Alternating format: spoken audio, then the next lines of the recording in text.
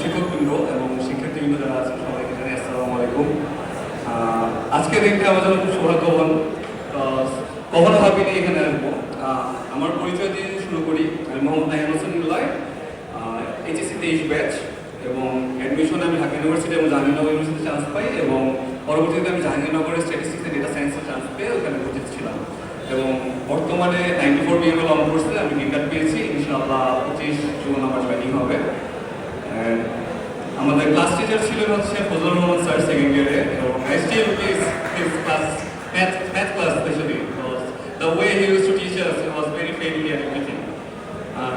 আমি হয়তো অত গুছিয়ে কথা বলতে পারছি না, because it's my first time, so সবাই একটু ক্ষমা সুন্দর দৃষ্টিতে দেখবেন।